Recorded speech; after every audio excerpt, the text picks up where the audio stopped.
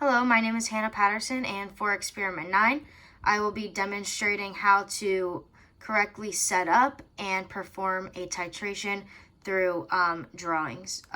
So it is important to note first that the purpose of a titration is to determine the concentration of an unknown solution called your analyte. Before we get started, I made a sheet explaining the materials needed for our titration. So first we have our complete burette assembly. That includes your burette, your ring stand, and your burette clamp. Next we have a small funnel. We have a 125 milliliter Erlenmeyer flask, a volumetric pipette and pipette bulb, wash bottle with deionized water, beaker and flask of your titrant, and then a beaker and flask of your analyte, and then lastly our indicator. So first we need to rinse our burette with deionized water and a small amount of our titrant and allow this to flow out and make sure it doesn't stick to the sides. If it does, then we just keep repeating this step until finally we have no blockage. Step 2, we mount our burette and our clamp vertically, and we leave enough room for our flask to sit at the bottom. So right here, this is an example of what not to do. The burette's too close. This is a good example of a drawing of where the flask can properly fit underneath the burette. Step 3, we insert a funnel to the top and fill it with titrant.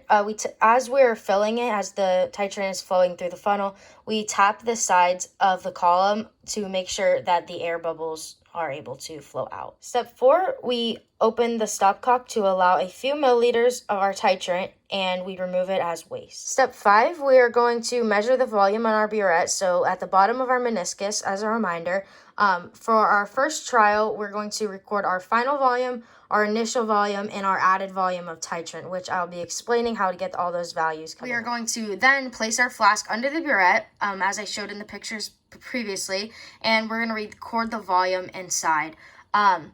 Next, we're going to place the flask underneath the burette, and we're going to record the volume.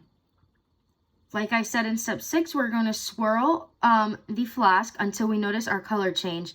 Once we see the color start to change, we open the stopcock and allow the titrant to enter the flask. Next, when the analyte becomes a colored solution, that's when we're going to close our stopcock.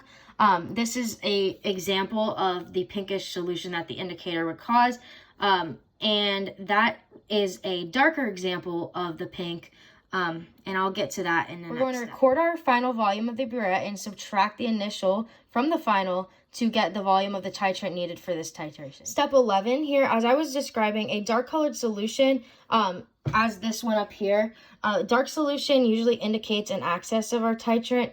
The desired endpoint is a more pale and fainty colored analyte. I didn't have a lighter pink, so I kind of just faintly drew with a pen. But this is an example of the correct, or what it should look like in the endpoint. This is what would be an excess of titrant. Lastly, we're going to continue performing the titration until we get a faint color, such as this one, that persists in our final result. And in order to do that, instead of when you're swirling it around, instead of opening the stopcock fully and just letting the titrant to continuously enter the flask, you would just basically open it a little bit so it could drop in, and that way you can monitor and slowly stop it once you see the faint color.